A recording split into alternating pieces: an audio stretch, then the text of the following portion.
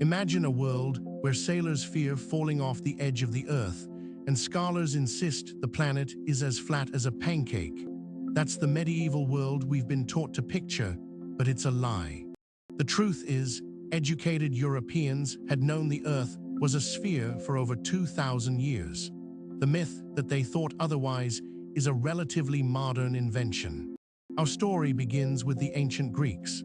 As early as the 6th century BCE, Pythagoras speculated that the Earth was round, based on the shape of the moon and the sun.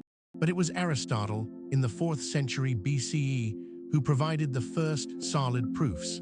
He noticed that during a lunar eclipse, the Earth's shadow on the moon is always curved, something only a sphere could cast.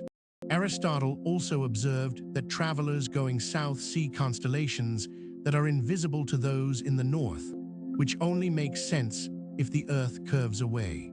By the time of the Roman Empire, the globe was common knowledge.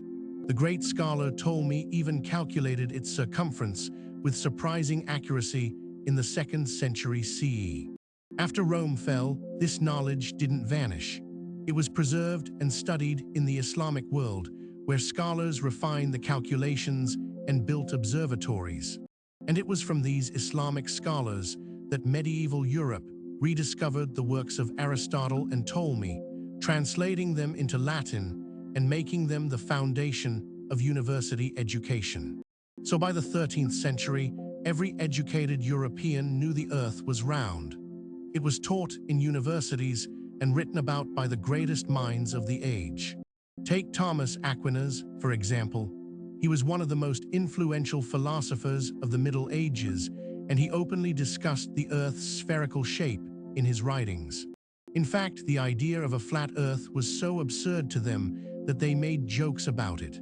The 13th century encyclopedist Vincent of Beauvais mocked those who thought the Earth was flat. So if everyone knew the Earth was round, where does the myth come from? It starts with a 19th century American writer named Washington Irving. Irving is best known for Rip Van Winkle, but he also wrote a biography of Christopher Columbus that was more fiction than fact. In this biography, Irving invented a dramatic scene where Columbus is mocked by flat Earth clerics before the Spanish court. He made this up for dramatic effect. In reality, the debate at the court was not about whether the Earth was flat, but about its circumference.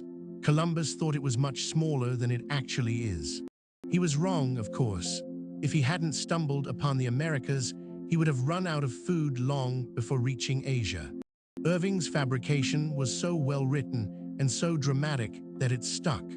Other writers and historians copied it, and soon the myth of medieval flat Earth belief became common knowledge.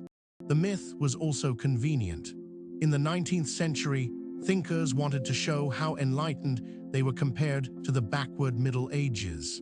By painting medieval people as flat Earth fools, they made themselves look smarter, and the myth has persisted ever since. Today, the flat Earth myth has taken on a life of its own, with a modern movement that genuinely believes the Earth is flat. But that's a separate and even more bizarre story. What's important is that the medieval world was not a time of ignorance. It was a time of learning and discovery, built on the foundations of ancient knowledge.